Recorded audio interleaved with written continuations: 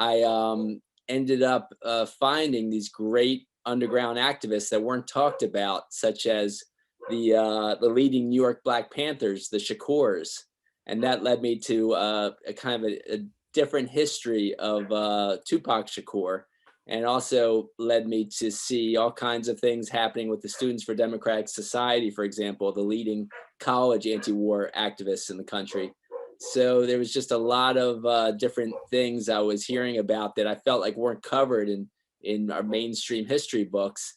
And I'm sorry about my dog barking in the background, but so I that's what led me to explore how, other ways that aren't being talked about how, what was used to undermine them in terms of drugs, but also try to highlight the great activism they were doing, and how let's learn from this, and not be undermined, in our good activism by things like drugs.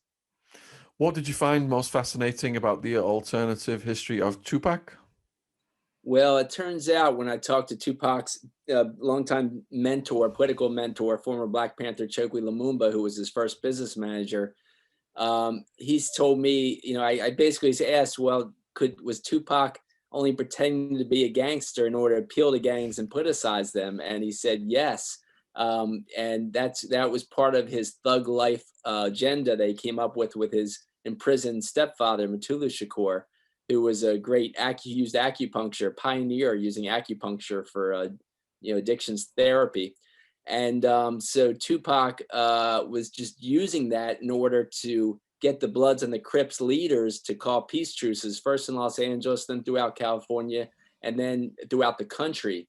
And that was why he was pretending to be this gangster type. And really, he was just an intellectual prodigy. People like his teachers in Baltimore, in the Baltimore Performing Arts School he went to, told me he was considered the brightest guy in the class. They elected him their leader to represent their school. He was the best actor they ever had. He was an intellectual prodigy. He rewrote Shakespeare in modern language and produced, directed, and performed as the star in Shakespeare plays before he was out of high school. He was just an amazing individual who was only pretending to be this other type as part of a political plan. And so that's too bad that people didn't get to know him fully because of that. But he was accomplishing great things in terms of getting many gangs to stop dealing drugs and start turning on to activism. But that was affecting the pockets, the money of the CIA and the banks that launder all that money to the tune of many billions of dollars. And that's why he was such a threat to the powers that be. All right, let's go over this a bit slower then. So, what was the ultimate goal then of Tupac's activism? Tupac was trying to empower young Black males, and he said that, in interviews at different times. But he was also trying to further the kind of community organizing ideals and the socialist ideals of his Black Panther family that he was inspired by growing up. His mother was a one-time leader of the Harlem Black Panthers. His godfather was a leader of the Los Angeles Black Panthers, and they were, they called themselves socialist or Marxist.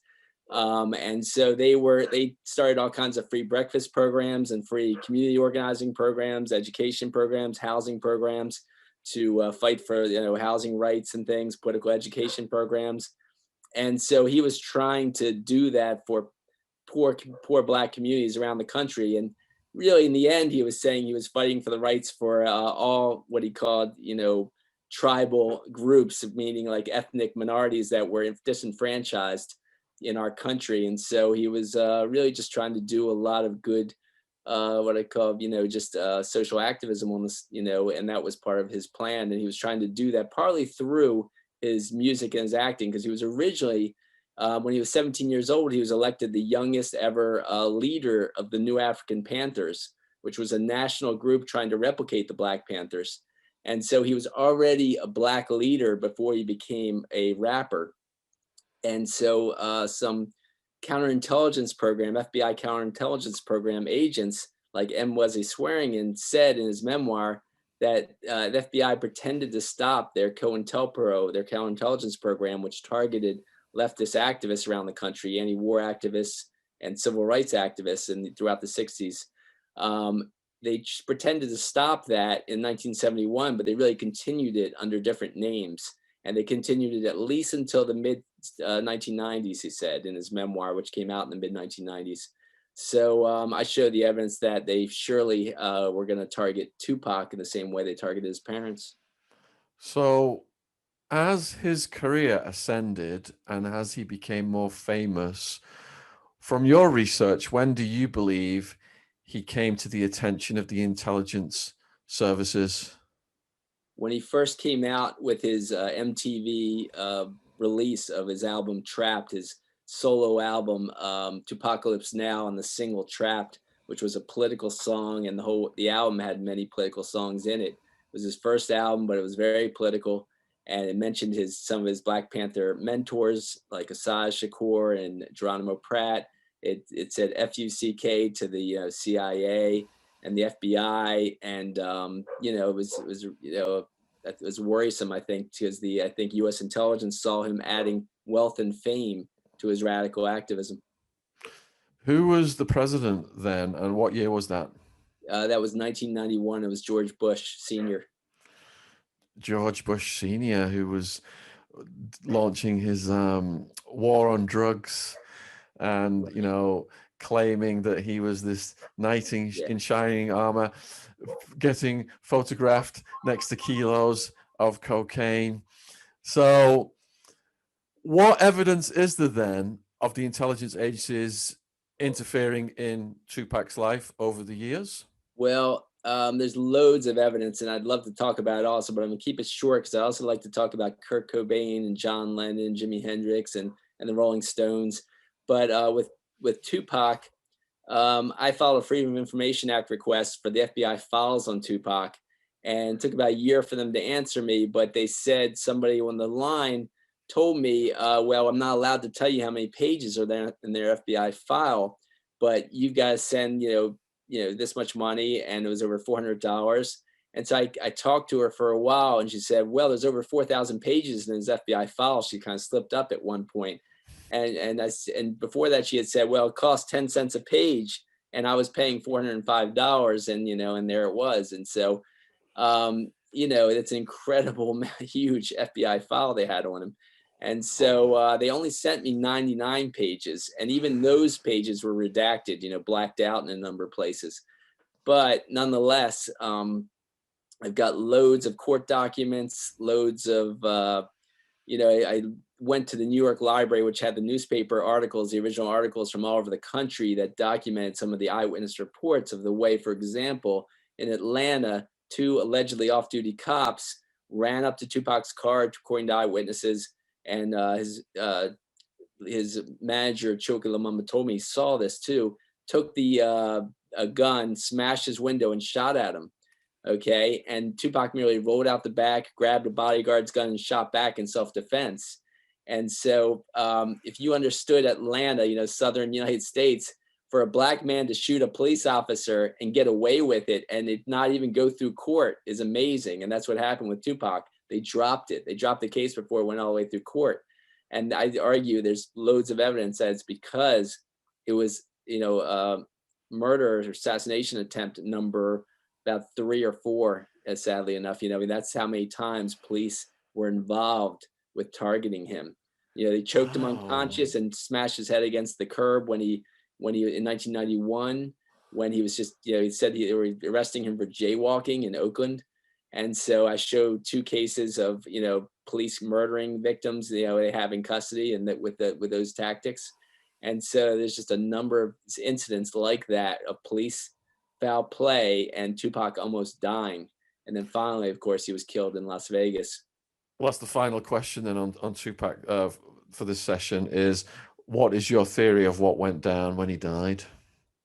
Well, when he died, I think your British filmmaker Nick Broomfield's done very good work in just highlighting some of the investigation with Russell Poole, and Russell Poole made himself the lead investigator for Biggie Smalls' murder. And Russell Poole said his evidence shows that his fellow police officers murdered Biggie in order to cover up their murder of Tupac. So he just didn't realize how high it went up, except at the end of a book that covers all of his case study. He sent all of his files to a journalist named Randall Sullivan, who he did a book called wrote a book called Labyrinth about it. And Nick Broomfield also, focused on Russell Poole in his film Biggie and Tupac. But he basically says at the end of the last thing he says in that book is that all my friends told me not to send my files to the FBI because I shouldn't trust them. And he said, but if I can't trust them, who can I trust? And he heard nothing back from the FBI, of course, and he ends up dead, younger than he should have been, and people someone who was writing another book with Russell Poole said that one of the key conspirators in the case, who was a police officer, was at the scene where he was handing in new evidence when who really shot Tupac when he supposedly had a heart attack in the police headquarters.